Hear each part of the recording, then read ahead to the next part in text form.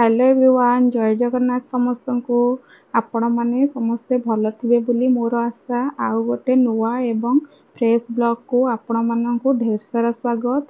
मु सकाळ उठी गाधे साराणी एबे टिके हल्का मेकअप नहीं जीवी।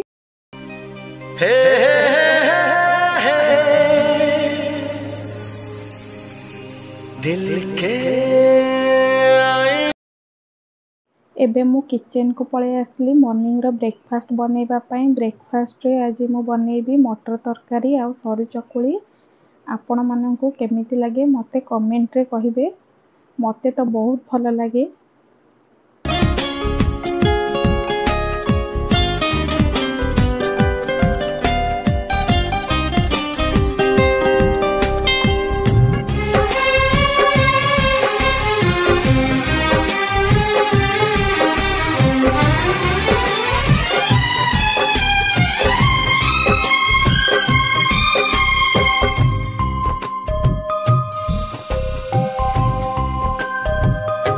एक दूजे के दिल में अपना घर बनाना है, तेरी खातिर सभी हदों से गुजर जाना है।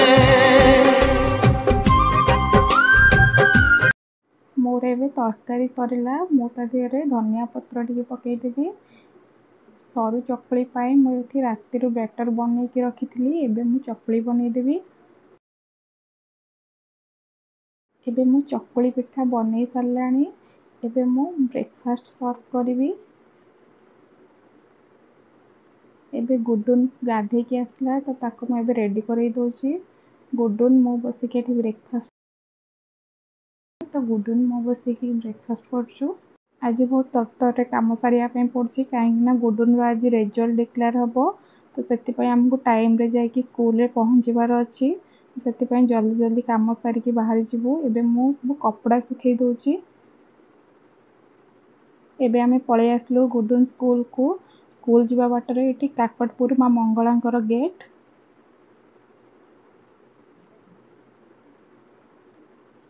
काकटपुर मार्केट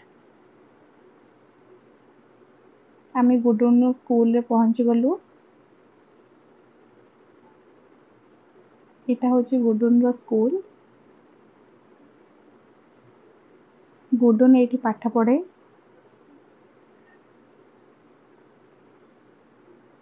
एबे ता क्लासरूम को आसलु। ये होचन ता क्लास टीचर।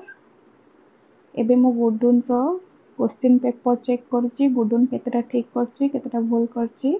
प्राय तो ठीक करछि। छोट पिला तो तांको हमें जते की गाइड करबा जते की तांको देखिबा तो सेते की से करिवे। तो गुडुन जते करछि बहुत भलो करछि। मु बहुत खुशी। बहुत लेट हेलानी तो सेति पय हम होटल को पळे आसलु बिरयानी पार्सल नवा पई। तो बहुत लेट हेलानी मु जाई के रोसई कर परबिनी तो सेति पय हम पळे आसलु। एटा मु मार्केट रो किनि के आनली वायरलेस ईयरफोन। सार गुडुन एठी बसी लस्सी पिउछंती। हम आसी घरे पहुंची गलु।